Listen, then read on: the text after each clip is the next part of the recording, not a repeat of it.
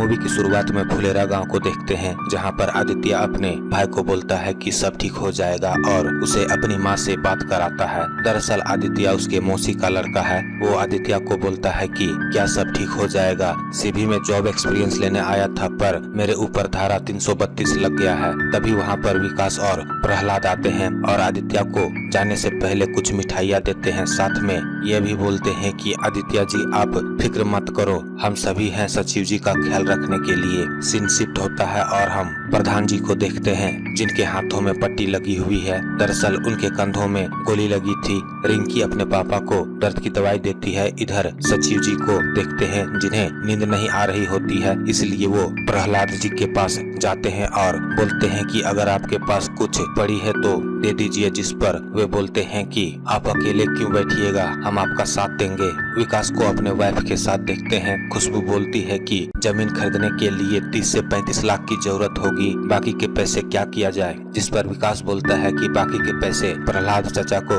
वापस कर देंगे। इसी बात पर खुशी बोलती है कि पैसे हमारे पास रहे या प्रहलाद चाचा के पास, इससे क्या फर्क पड़ता है। तभी दोनों किसी की चिल्लाने की आवाज सुनते हैं। दरअसल ये सचिव जी पीने के बाद चिल्ला रहे होते हैं। प्रहलाद जी उन्हें शांत करने की कोशिश करते हैं। दरअसल वन राकस यानी भूषण ने ही उन पर धारा 323 का केस दर्ज किया है। विकास प्रहलाद के पास जाता है और बोलता है कि कुछ दिक्कत है क्या। तब वो सचिव को देखता है और उसे भी समझ आ जाता है कि मांझरा क्या है। विकास बोलता है कि ये वन राकस भी ना जानबूझकर आपको सता रहा है, आखिर हम लोग भी तो उस लड़ाई में शामिल थे ना। जिस पर सचिव बोलता है कि हाँ पर मैंने उसे पहला थप्पड़ मारा था ना। विकास बोलता है कि उसे पता है कि इस केस का सबसे ज्यादा असर आप पर ही पड़ेगा। गुस्से के मारे सचिव अपनी चप्पल को उठाकर भूषण के घर जाने लगता है। तभी विकास और प्रहलाद भी बोलते हैं कि आप ही क्यों अकेले जाइएगा, हम भी आपके साथ जाएंगे। जाने से पहले विकास बोलता है कि ये चना बचा हुआ है, इसे पहले सितारा को खिला देते हैं, कहीं हमें वहीं से थाने जाना न पड़ जाए। ये सुनकर सचिव शांत हो जाता है और बोलता है कि मैं उससे माफी मांग लूंगा, तभी सब कुछ ठीक होगा। वे भूषण के घर जाते हैं पर गेट बंद होने के कारण सचिव दीवार फांदकर अंदर जाने की कोशिश करते हैं, पर गलती से मनी प्लांट का गमला टूट जाता है, जिस वजह से भूषण और उसकी वाइफ क्रांति बाहर निकलते हैं। उन्हें लगता है कि घर में चोर आया है और उसे पकड़ने की कोशिश करते हैं। तब वे देखते हैं कि ये सचिव है। क्रांति देवी बोलती है कि आप इतनी रात को यहाँ क्या कर रहे हैं। जिस पर वो बोलते हैं कि मैं आपसे माफी मांगने आया हूँ। ये जानकर क्रांति अपनी पति भूषण को घर के अंदर ले जाती है। थोड़े देर के बाद दोनों बाहर आते हैं और सचिव को बोलते हैं कि हम आपको माफ कर देंगे, पर इसके लिए सरपंच जी को जाकर बोलिए कि जो गोलीकांड का एफआईआर भूषण जी पर किए हैं उसे हटा दे। जो एफआईआर करना है वो विधायक जी पर कीजिए, खामखा सरपंच जी भूषण जी को केस में घसीट रहे हैं। अगली सुबह प्रहलाद विकास सरपंच जी को इस बारे में बताते हैं। ये जानकर मंजू देवी बोलती है कि अगर हमने केस हटा दिया तो गाँव वाले क्या सोचेंगे। सरपंच जी को केस हटाना ही था तो किया ही क्यों। पर सरपंच सचिव के भविष्य के लिए केस वापस करने के लिए मान जाते हैं। मंजू देवी सचिव के साथ थाने जाती है। इधर भूषण विधायक चंदू के पास जाता है और बोलता है कि सरपंच ने मेरे ऊपर से केस हटाने के लिए मान गया है। ये जानकर विधायक बोलता है कि मैं नाचूं। तब साथ में विधायक ये भी बोलता है कि तुम अपना केस से नाम हटवा रहे हो तो मेरा भी हटना चाहिए ना। इसके बाद भूषण थाने जाता है और सचिव से बोलता है कि हमारी एक और शर्त है। दरअसल वो बोलता है कि इस केस से विधायक का भी नाम हटना चाहिए। ये जानकर सचिव परेशान हो जाता है। दोनों पार्टी इंस्पेक्टर से मिलते हैं, जहां पर मंजू देवी गोलीकांड केस से भूषण और विधायक का नाम हटाने को बोलती है, पर इंस्पेक्टर बोलता है कि अगर आपने दोनों का नाम हटवाया तो सरपंच जी खुद ही शक के दायरे में आ जाएंगे कि कहीं उन्होंने ही खुद से अपने ऊपर गोली तो नहीं चलवाई। ये जानकर मंजू देवी और सचिव इस बारे में बाहर जाकर बात करते हैं। तभी विनोद आता है और बोलता है कि एक छोटी सी डिमांड और बढ़ गई है, अब विधायक जी का घोड़ा भी वापस करना होगा। ज्यादा देर होने के कारण भूषण माधव को बोलता है कि बाहर जाकर देखो कि वे क्या कर रहे हैं। जब वो बाहर आता है तो देखता है कि वे अपने घर वापस जा रहे हैं। ये बात वो भूषण को बताता है। थानेदार बोलता है कि जब केस को हटाने के लिए तैयार थे तो क्या जरूरत था डिमांड पर डिमांड करने का। भूषण सचिव और विकास को देखते हैं जो गांव के स्कूल में जाते हैं और मास्टर जी से मिलते हैं। मास्टर जी बोलते हैं कि हमें बहुत खुशी हुई कि आप यहाँ पर सफाई अभियान चलाएंगे। वैसे भी कैंपस बहुत गंदा हो गया है, उससे भी ज्यादा गंदा यहाँ का बाथरूम, जिस वजह से ये लोग बाथरूम चेक करने जाते हैं। पर जैसे ही ये लोग गेट को खोलते हैं वहाँ के बदबू को बर्दाश्त नहीं कर पाते और यहाँ का सफाई अभियान कैंसिल कर देते हैं। ये तीनों कहीं और सफाई करने के लिए गंदी जगह की तलाश कर रहे होते हैं। उन्हें पानी टंकी के पास एक जगह भी मिल जाती है, पर भूषण उन्हें चाय की टपरी से देख रहा होता है। वो विनोद और माधव को बोलता है कि ये लोग कुछ सफाई का प्लान कर रहे हैं। इसके बाद सरपंच जी को देखते हैं जो कल के सफाई के लिए प्रैक्टिस कर रहे होते हैं। उसी वक्त रिंकी वहाँ पर आती है और अपनी माँ मंजू देवी की फोटो लेती है, जिसे देखकर सरपंच जी अपनी बेटी को बोलते हैं कि अब तुम पढ़ाई छोड़कर बस यही सब करो। जिस पर वो बोलती है कि मैंने चुनाव कैंपेन के लिए मंजू देवी फैन फॉलोअर का फेसबुक पेज बनाया है। जिस पर सरपंच प्रहलाद से बोलता है कि यही देखने को रह गया था। प्रहलाद सरपंच जी को बोलता है कि ये भी एक तरह से माँ बाप की सेवा है, जिस वजह से सरपंच जी भी अपनी फोटो खिंचवाते हैं। रिंकी अपने फैन पोस्ट में पोस्ट करती है कि कल 11 बजे सरपंच प्रत्याशी मंजू देवी पानी टंकी के पास सफाई अभियान चलाएगी। अगली सुबह विकास और सचिव देखते हैं कि जो उन्होंने कल सफाई के लिए जगह चुनी थी उसे भूषण अपनी पत्नी और लोगों के साथ साफ कर रहा है। वे तुरंत सरपंच को ये बात बताते हैं और मिलने के लिए जाते हैं। भूषण माधव को उनके पीछे भेजता है ताकि पता चल सके कि अब वे क्या करने वाले हैं। विकास सरपंच जी से पूछता है कि ये बात तो सिर्फ हमें ही पता थी, पर भूषण तक ये बात कैसे चली गई। जिस पर वो रिंकी की तरफ इशारा करते हैं। रिंकी बोलती है कि अगर मैं पोस्ट नहीं करती तो लोगों का जमावड़ा वहाँ पर कैसे पहुँचता। मंजू देवी सचिव से पूछती है कि आपने कल और भी जगह तो देखी होगी, उस पर सबसे गंदी जगह कौन है। जिस पर विकास बोलता है कि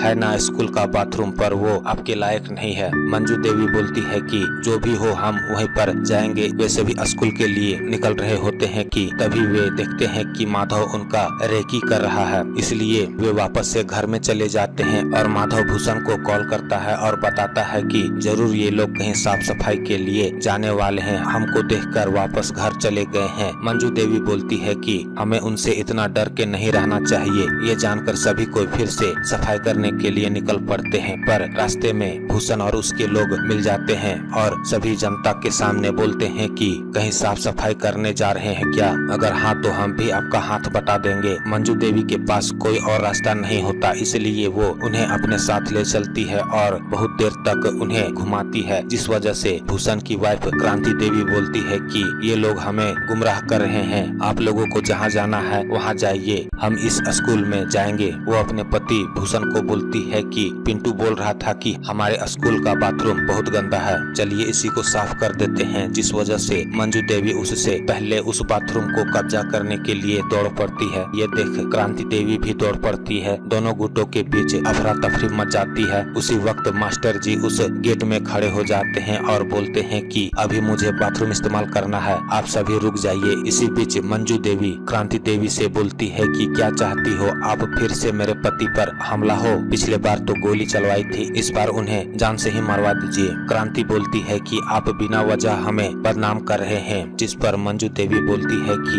आपने हमारी रेकी करवाई कि नहीं। ये जानकर क्रांति सहम जाती है, पर वो भी सबके सामने बोलती है कि मेरे पति निर्दोष हैं, इसलिए तो ये बाहर हैं। ये सुनकर मंजू बोलती है कि हाँ तो बाहर है, इसलिए तो हमें डर है कि कहीं विधायक से कहकर फिर से इन पर हमला न करा दे। ये सुनने के बाद भूषण अपने पत्नी के साथ चला जाता है और रास्ते में विनोद और माधव से वचन लेता है कि जो भी मैं अभी करने वाला हूँ वो बात किसी को पता नहीं चलनी चाहिए। भूषण बोलता है कि सरपंच अपना जख्म दिखाकर वोट लेना चाहता है ना, मैं भी जख्म से पंचायत का चुनाव जीत कर दिखाऊंगा। इधर मंजू देवी बाथरूम साफ कर लेती है और लोग उनकी तारीफ करने लगते हैं कि तभी भूषण वहाँ पर आता है और उसकी पत्नी सभी को बताती है कि क्या गुनाह किया है, हमने बस सरपंच की चुनाव ही तो लड़ रहे हैं, जरूर सरपंच जी के भड़काने पर ही किसी ने इनके ऊपर पत्थर मार दिया, देखिए कितना खून निकल रहा है। जिस पर सचिव जी बोलते हैं कि सभी को पता है कि कौन कितना खून निकालने में माहिर है। जिस पर क्रांति देवी बोलती है कि आप एक पंचायत सचिव है, पुलिस नहीं जो सच और झूठ को सामने लाएंगे, चुनाव जीतना है तो ईमानदारी से जीतिए, पत्थर मारकर नहीं। ये सुनकर सभी हैरान हो जाते हैं और क्रांति देवी अपने पति के साथ वहाँ से चली जाती है। इसके बाद प्रधान जी को पंचायत भवन में देखते हैं, जहाँ यहाँ पर विकास सभी को जमीन खरीदने की खुशी में लड्डू खिला रहा होता है और प्रहलाद चाचा को धन्यवाद बोलता है। दरअसल प्रहलाद चाचा ने ही विकास को जमीन खरीदने के लिए 40 लाख रुपए दिए हैं। तभी विकास बाहर देखता है कि विनोद और माधव किसी बात को लेकर लड़ रहे हैं, जिस वजह से प्रधान जी उसे प्रसाद खिलाने के बहाने से बुलाने को बोलते हैं। विनोद तो आ जाता है पर माधव नहीं आता। प्रधान विनोद से बोलता है कि भूषणवा काहे नहीं आया, जिस पर विनोद बोलता है कि छोड़िए ना, उसको हम अपने में से दे देंगे। प्रधान जी विकास से बोलता है कि विनोद अच्छा आदमी है, इसको हमारे साथ होना चाहिए, इसका ख्याल रखो। विनोद को भूषण बोलता है कि तुम भुट्टा क्यों नहीं खा रहे हो, जिस पर माधव बोलता है कि कहां से खाएंगे महाराज, प्रधान जी का लड्डू जो खाए हैं। ये जानकर भूषण बोलता है कि हाँ मेरे में ही कमी रही होगी, जो तुम्हें करना है सो करो। जिस पर विनोद बोलता है कि हम क्या गलती किए हैं, बस एक प्रसाद का लड्डू ही तो खाए हैं। अगर आप लोगों को इतना ही दिक्कत है तो हम लड्डू वापस करके आते हैं। वो लड्डू वापस करने जा रहा होता है कि तभी वो विकास की पत्नी खुशबू से मिलता है और बोलता है कि ये प्रसाद है क्या, जिस पर वो बोलती है कि हाँ हमने फुलेरा मोड़ के पास जमीन खरीदी है, इसी खुशी में प्रसाद बांट रहे हैं। जिस पर विनोद भी एक लड्डू खुशबू से मांगता है और जाकर विकास को देता है, पर विकास बोलता है कि हम पूजा का प्रसाद वापस नहीं ले सकते हैं, हमें पाप लगेगा। सचिव बोलता है कि किसी ने कुछ कहा है क्या। इसी बात पर विनोद बोलता है कि हमने आपसे एक लड्डू क्या खाया, भूषण भैया को लगता है कि हमने अपना पार्टी बदल लिया है, इसलिए हम आपको लड्डू वापस करने आए हैं। जिस पर सचिव जी बोलते हैं कि ऐसा कौन सोचता है, बड़े बड़े नेता लोग अपोजिशन पार्टी में रहने के बावजूद भी एक दूसरे के घर भोज के लिए जाते हैं। भूषण जी का सोच बहुत छोटा है। इसी बात पर विकास विनोद से बोलता है कि यही सही मौका है अपना ईमानदारी साबित करने का, कि हम कहीं भी जाकर भोज खा सकते हैं पर थोड़ी ना पार्टी बदल सकते हैं। जिस पर विनोद बोलता है कि आप ठीक कह रहे हैं। विकास जी इसी बात पर बोलता है कि तब आज आइए प्रधान जी के यहाँ भोज पर। जिस पर विनोद बोलता है कि आज प्रधान जी के यहाँ भोज है। जिस पर विकास बोलता है कि नहीं है तो क्या हुआ, करवा देंगे। रात को विनोद प्रधान जी के यहाँ भोज पर आता है और साथ में खाना खाता है। मंजू देवी विनोद से पूछती है कि लौकी की सब्जी अच्छी बनी है ना, जिस पर विनोद बोलता है कि बहुत अच्छी बनी है। इसलिए मंजू देवी बोलती है कि तब तो रोज आना चाहिए आपको यहाँ पर। जिस पर विनोद बोलता है कि इसके लिए तो हमें पार्टी बदलनी पड़ेगी। मंजू देवी बोलती है कि तो बदल दीजिए। ये सुनकर विनोद शॉक्ड हो जाता है। प्रधान जी मौके का फायदा उठाकर बोलते हैं कि तुम अच्छे इंसान हो विनोद, अगर तुम हमारे साथ आ जाओ तो मंजू देवी के जीतने के बाद हम तुम्हें उप प्रधान बना देंगे। विनोद ये सुनकर नाराज हो जाता है और बोलता है कि हम यहाँ पर भोज पे आए हैं, इसका मतलब ये नहीं कि भूषण भैया से गद्दारी करेंगे। वो तुरंत भूषण को कॉल करता है और बता देता है कि हम प्रधान जी के यहाँ भोज पर आए हैं और वहाँ से जाने लगता है कि तभी प्रधान जी बोलते हैं कि तुम तो खामखा नाराज हो गए, वैसे भूषण को चोट कैसे लगी। जिस पर विनोद बोलता है कि हमें इतना ही पता है कि उन्हें किसी ने पत्थर मारा है। जिस पर प्रधान जी बोलते हैं कि ये हम नहीं मान सकते कि किसी ने उन पर हमला किया है। जिस पर विनोद बोलता है कि हम भी तो यकीन करते हैं कि अब पर भी किसी ने गोली नहीं चलवाई है, आपने खुद अपने ऊपर गोली चलवाई है। भला इतना सामने से गोली चली और कंधे में ही लगी, और भी तो गोली चल सकती थी ना। ये बोलकर विनोद वहाँ से चला जाता है। ये सुनकर सभी कोई प्रधान जी पर शक करने लगते हैं। प्रधान जी सभी को अपनी बेटी रिंकी की कसम खाकर बोलता है कि मैं सच बोल रहा हूँ, मैंने अपने ऊपर गोली नहीं चलवाई है। इसके बाद विनोद को चाय के टपरी में देखते हैं जहाँ पर भूषण और माधव होते हैं। भूषण विनोद से पूछता है कि आखिर ये लड्डू किस बात के बांट रहे थे। जिस पर वो बोलता है कि विकास का फुलेरा मोड़ के पास जमीन खरीदाया है ना, इसी खुशी में। तभी भूषण बोलता है कि विकास इतना महंगा जमीन कैसे खरीद लिया, वो भी महीने में 6,000 कमाने वाला। भूषण अपने चेलों के साथ विधायक के पास मिलने जाता है, जहाँ पर देखता है कि विधायक किसी को बेल्ट से पीट रहे होते हैं। विधायक भूषण को बेल्ट देकर उसे मारने को बोलता है, पर भूषण बोलता है कि ये हमसे नहीं हो पाएगा। इसी बीच विनोद पूछता है कि बड़े भैया कौन है जिसे आप मार रहे हैं। जिस पर विधायक बोलते हैं कि ये बड़े भैया नहीं शूटर है, हम पता लगा रहे हैं कि प्रधान जी पर गोली किसने चलवाई है। जिस पर विनोद कहता है कि ये काम तो पुलिस का है ना। विधायक बोलता है कि अगर पुलिस अपना काम ढंग से करती तो हमें अपना हाथ क्यों गंदा करना पड़ता। ये जानकर माधव विधायक से बेल्ट लेता है और शूटर को मारते हुए पूछता है कि बता दो कि गोली किसने चलाई। पर वो बोलता है कि मैंने गोली नहीं चलाई। फिर सभी बाहर आते हैं और माधव बोलता है कि इसने गोली गोली नहीं चलाई है, अगर चलाई हुई होती तो अब तक इतनी मार से बोल दिया होता। विधायक भूषण को बोलता है कि कैसे आना हुआ, जिस पर वो बोलता है कि हमारे पास एक खबर है। दरअसल सहायक सचिव विकास फुलेरा मोड़ के पास जमीन खरीदा है, पर वो सालाना 1 लाख ही कमाता है, पर वो इतनी महंगी जमीन कहाँ से ले लिया, जिस पर विधायक का भी दिमाग चकराता है। प्रहलाद को देखते हैं कि प्रधान चुनाव के नॉमिनेशन भरने के लिए गाड़ियों का इंतजाम कर रहा होता है कि तभी सचिव जी बोलते हैं कि क्यों ना हम सितारा घोड़े को अपने गाड़ियों के आगे लेकर चलें ताकि भौकाल बन सके। ये आइडिया सभी को अच्छा लगता है, पर वे बोलते हैं कि हम में से किसी को घोड़ा चलाने नहीं आता। तभी विकास बोलता है कि बम बहादुर को आता है घोड़ा चलाने, जिस वजह से सचिव बम बहादुर को कॉल करके मिलने को बुलाता है। दूसरी तरफ देखते हैं कि प्रधान जी और उनकी वाइफ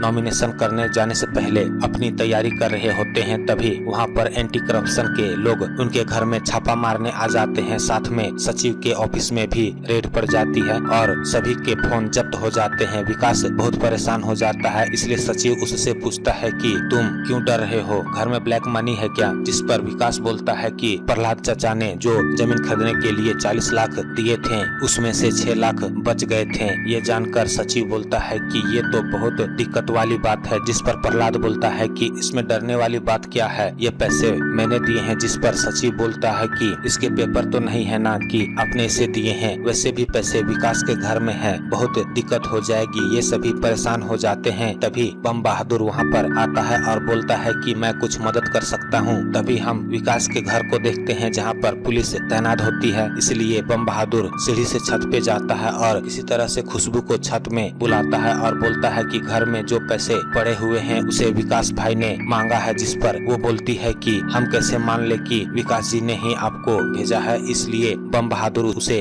विकास का रुमाल देते हैं, जिसे खुशबू पहचान लेती है और बोलती है कि मैं किसी तरह से पैसे लाने की कोशिश करती हूँ। जब वो सीढ़ी से नीचे उतर रही होती है कि तभी पुलिस वाले उसे देख लेते हैं और बोलते हैं कि हमसे पूछे बिना ऊपर क्या करने गए थे। खुशबू बात को हैंडल करते हुए बोलती है कि मैं प्रेग्नेंट हूँ, इसलिए मेरा जी घबरा रहा था, इसी वजह से मैं ऊपर गई थी। वे लोग ऊपर जाकर चेक करते हैं तो उन्हें वहाँ पर कोई नहीं मिलता और वे नीचे आ जाते हैं। खुशबू पुलिस वालों को बोलती है कि प्रधान जी की बेटी रिंकी मेरी दोस्त है, आप लोग उसे बुला दीजिए। वैसे भी आप लोगों ने लेडीज पुलिस को अपने साथ लेकर नहीं आए हैं, इस वजह से वो वहाँ से गुजर रहे बम बहादुर को रोकते हैं और रिंकी को बुलाकर लाने के लिए बोलते हैं। वो प्रधान जी के घर जाता है और पुलिस वालों को सारी बात बताता है, जिस वजह से वो विकास के घर में तैनात पुलिस वालों को कॉल कर जानकारी लेता है। तब जाकर वो रिंकी को जाने देता है। तभी इंस्पेक्टर को बम बहादुर के पैरों को देखकर शक होता है। दरअसल जब पुलिस वाले छत पर चेक करने आ रहे थे तभी वो भागने के चक्कर में सीढ़ियों से गिर जाता है, इसलिए वो लंगड़ा कर चल रहा होता है। इंस्पेक्टर के पूछने पर वो बोलता है कि दातुन तोड़ने पेड़ पर चढ़ा था, तभी फिसल कर नीचे गिर गया, इसलिए मेरे पैरों में चोट लग गई। रिंकी को खुशबू के घर में देखते हैं जहाँ पर खुशबू बोलती है कि ये पैसे छिपाकर अपने साथ ले जाओ, जिस पर वो बोलती है कि पुलिस वालों को शक हो जाएगा। रिंकी बोलती है कि घर के बाहर बम बहादुर खड़ा है, अगर उसे पैसे दे दे तो सब ठीक हो जाएगा। इसलिए खुशबू वो पैसे लाती है और रिंकी किसी तरह पैसे को घर से बाहर फेंकती है और बम बहादुर को पैसे मिल जाते हैं। पर तभी पुलिस वाले इसे पैसों के साथ रंगे हाथों पकड़ लेते हैं, जिस वजह से वो विकास और उसकी वाइफ को ब्लैक मनी के जुर्म में पकड़ के ले जा रहे होते हैं। तभी प्रहलाद बताता है कि ये पैसे मैंने दिए हैं, पर वे मानने को तैयार नहीं होते, जिस वजह से मंजू देवी बोलती है कि